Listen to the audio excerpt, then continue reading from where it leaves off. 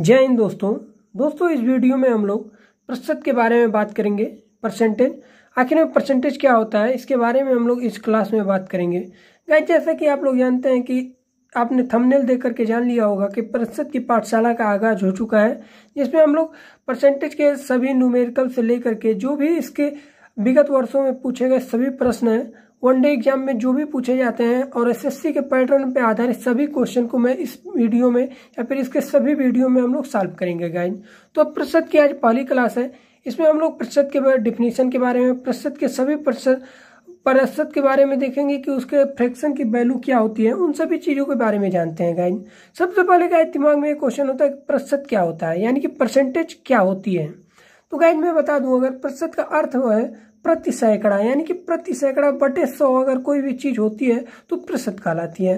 अगर दूसरे शब्दों में कहें तो वह प्रतिशत का वह भिन्न होता है जिसका हर 100 होता है, यानी कि जो अंश होता है और हर होता है। अगर हर की वैल्यू 100 है तो समझ लीजिए प्रतिशत हो जाती है, यानी कि 100 में कोई भी 100 में कितनी होती है वो उसका प्रतिशत कहलाता है।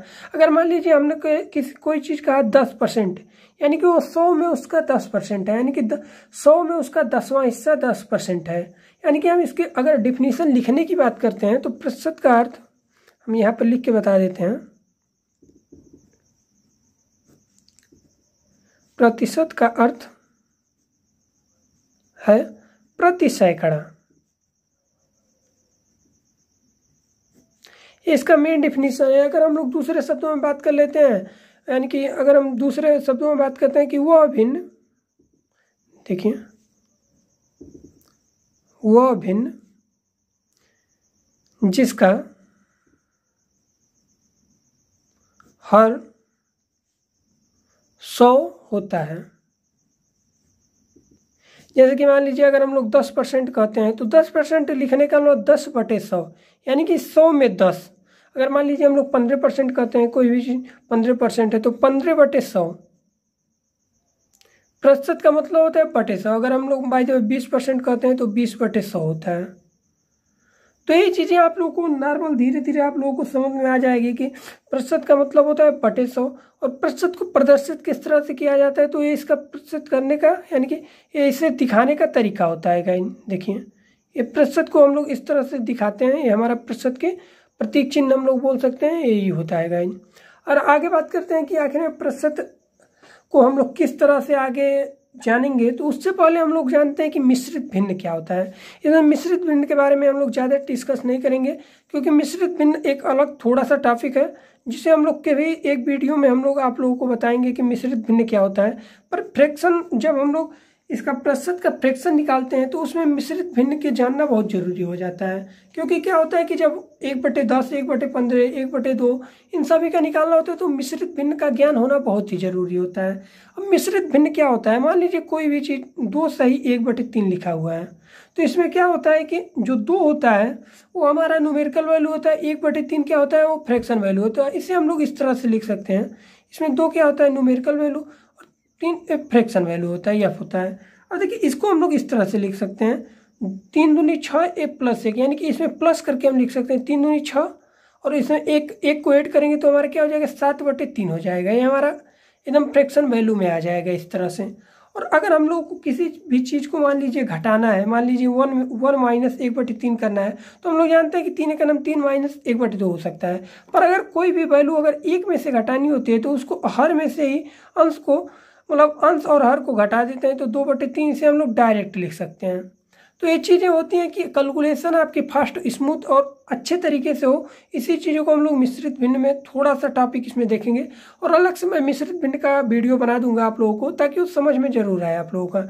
और अगर किसी चीज़ को मान लीजिए घटाना हो, अगर मान लीजिए 100 में से मान लीजिए 16 से ही 2/3 को घटाना हो, तो क्या होता है कि ये जो वैल्यू होती है यहाँ पे उससे एक अधिक लेकर के इसमें घटाया जाता है। अब यहाँ पर 17 लेकर के घटाया जाता है, तो 17 लेकर के घटाएंगे तो 83 सही, और इसमें से इसको घटा देंगे, यानी कि 3 में से 2 घटाएंगे तो हमारा 1/3 आ जाएगा। तो यही इसको मिश्रित भिन्न थोड़ा सा टॉपिक में बता रहा हूँ कि यहाँ पर एक्स्ट्रा लेकर के घटाने वाले चीज़ों में इस तरह से घटा दिया जाता है।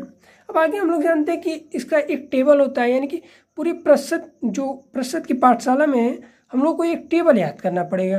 वो टेबल काफ़ी इंपॉर्टेंट है। उस टेबल को अगर आप लोग याद कर लेते हैं तो पूरा फ्रैक्शन का टेबल है, आप लोगों को ऐसा कोई परसेंटेज नहीं होगा जो आपको बच पाए उससे। तो प्रतिशत की उस टेबल को अगर हम आप लोगों को दिखाएं तो देखिए मैं अलग से लिख करके इससे लेकर के आया हूँ। देखिए यहाँ पर क्या है, ये देखिए ये हमारे इम्पॉर्टेंट जो पहलू हैं इसे आप लोगों को जानना जरूरी है। 1% क्या होता है, 1/2% क्या होता है, इन सभी चीज़ों को आप लोगों को जानना बहुत जरूरी होता है।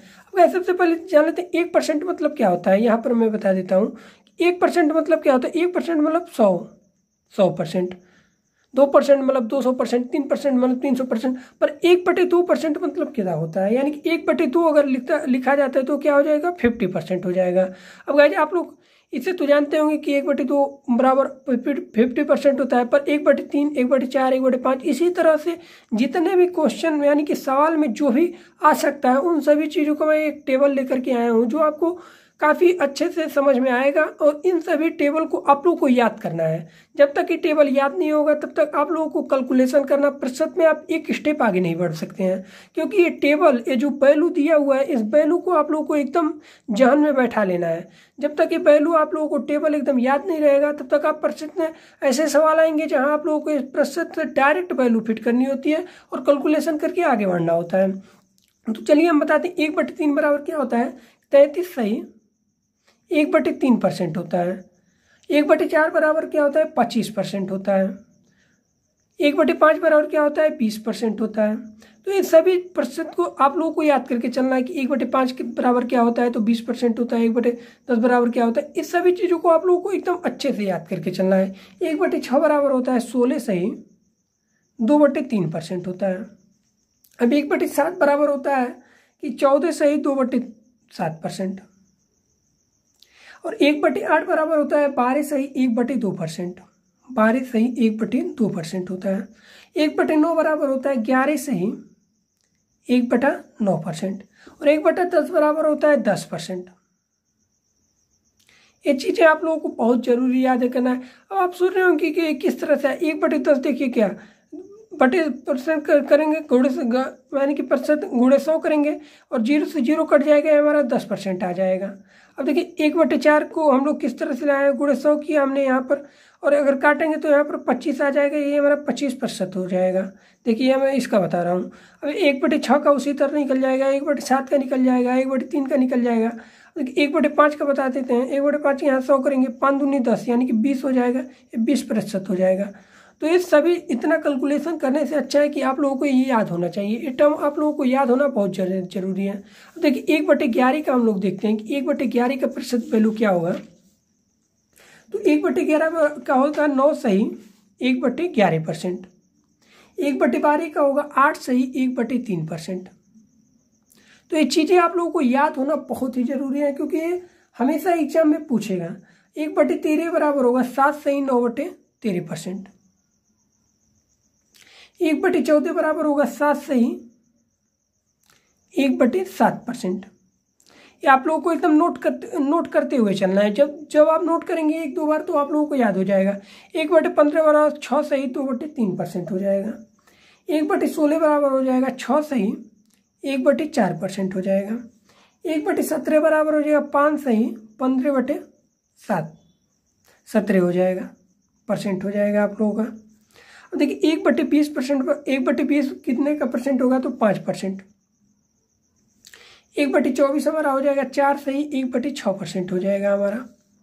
1/25 क्या हो जाएगा हम लोगों का 1/25 4% हो जाएगा।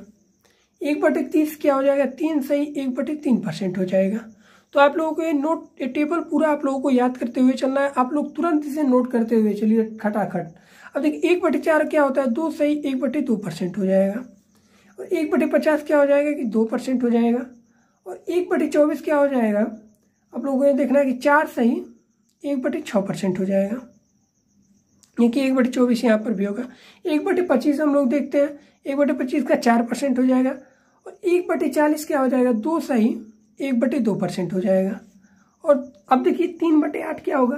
अब देखिए 1/8 का हमने वैल्यू यहाँ पर निकाला है। देखिए 12 सही 1/2। अब यहाँ पर तिगुना है, यानी कि 1/8 क्या है 1/8 में हम लोग निकाले हैं 12 सही, देखिए यहाँ पर दिख रहा होगा आपको 1/2% होता है।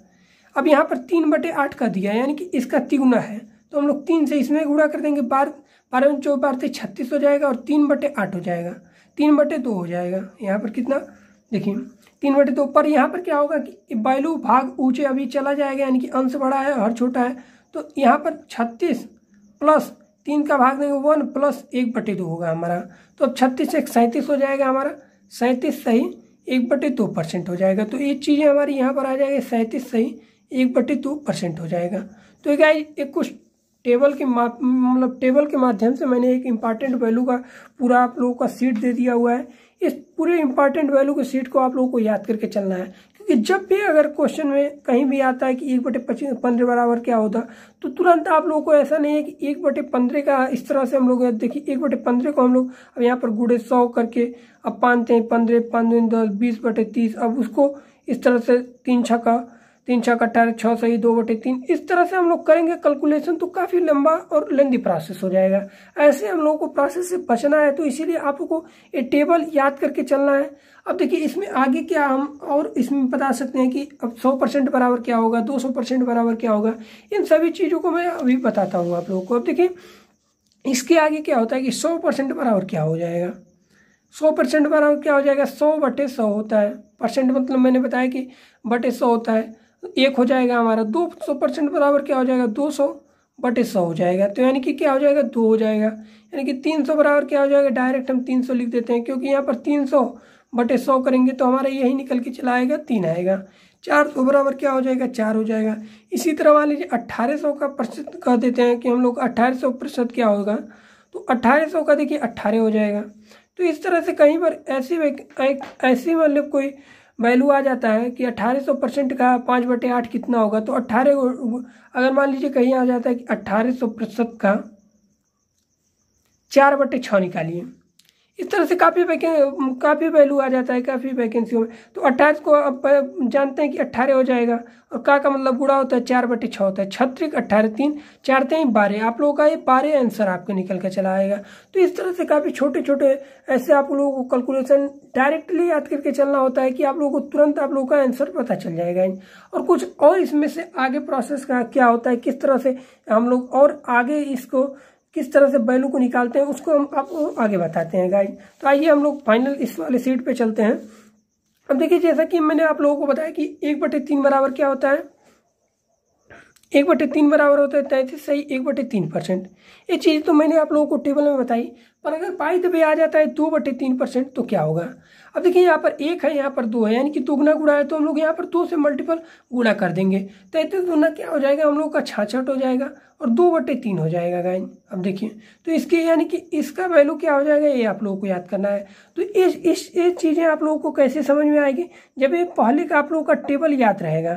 तो पहले का टेबल आप लोगों को याद करना बहुत जरूरी है, जो कि मैंने अभी आप लोगों को बताया है गाइस। अब इसी तरह मान लीजिए आ जाता है कि 1/4 बराबर क्या होता है, 25% होता है।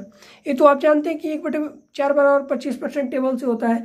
पर अगर बाय द वे 3/4 आ जाता है, यानी कि तिगुना आ जाता है, तो क्या करेंगे आप, तो क्या करेंगे 1/4 बराबर 25%, तो 25 3 75 हो जाएगा, यानी कि तिगुना आप 3 से गुणा कर देंगे, यही आपको 75 हो जाएगा गाइस। तो ये चीज़ें आप लोगों को हल्का हल्का कुछ आइडिया जरूर दिमाग में बन रहा होगा कि किस तरह से करना है। अब देखिए हम यहाँ पे एक और ले लेते हैं, 1/9 बराबर यहाँ पे आप लोगों को सीन हो रहा होगा। देखिए 1/9 बराबर क्या होता है, 11 से 1/9% होता है, ये तो आप लोग जानते हैं। पर अब देखिए अगर 5/9% आ जाता है, 5/9 आ जाता है फ्रैक्शन वैल्यू, तो इसको किस तरह से हम लोग करते हैं। तो देखिए 11 × 25 55 हो जाएगा, 5/9 हो जाएगा, ये हमारा आप लोगों का यही आंसर हो जाएगा गाइस। तो इस तरह से 5/9 हो जाए, चाहे कितना भी बड़ा कोई भी वैल्यू हो जाए, आप लोगों को चुटकी भर में आप लोग उसे सॉल्व कर देंगे। देखिए एक और बताते हैं हम लोग, 1/15 बराबर क्या होता है, 1/15 बराबर 6 सही 2/3% मैंने निकाल के आप लोगों को बताया था। अब अगर बाई द वे आ जाता है कि 11/15 का अगर आ जाता है कि फ्रैक्शन वैल्यू निकालिए, यानी प्रतिशत में फ्रैक्शन वैल्यू इसका निकालना होता है, तो क्या होगा, अब 11 से इंडिविजुअल सब में गुणा करेंगे, तो 11 × 6 = 66 हो जाएगा और 11 दूनी 22/3 हो जाएगा। अब देखिए यहाँ पर अंश बड़ा है हर छोटा है, तो क्या करेंगे हम लोग फिर से भाग देंगे, क्योंकि ऐसी वैल्यू अगर लिख देंगे तो हम लोग का गलती हो जाएगा। 66 प्लस अब क्या होगा, 22 को अगर हम लोग बहुत ही आसानी तरीके से बताते हैं तो 3 × 7 = 21 हो जाएगा, यहाँ पर 1 बचेगा। तो हम लोग किस तरह से लिखते हैं, 7 सही 1/3 लिखते हैं, इस तरह से हम लोग लिखते हैं। तो यहाँ पर 7 सही 1/3 लिखेंगे। अब देखिए हम लोग जानते हैं कि इन दोनों को हम लोग ऐड कर देंगे, जो 66 और 7 क्या हो जाएगा, 73 हो जाएगा। 73 सही 1/3% हो जाएगा। तो ये चीज़ें आप लोगों को काफ़ी ईजी वे में आप लोगों को समझ में आ गया होगा किस तरह से इन सभी चीज़ों को कैलकुलेशन करते हुए चलना है। तो गाइस, और इसमें आगे हम लोग बात कर लेते हैं कि अगर बाय द वे और बेसिक हार्ड कैलकुलेशन आ जाता है तो किस तरह से हम लोग करेंगे।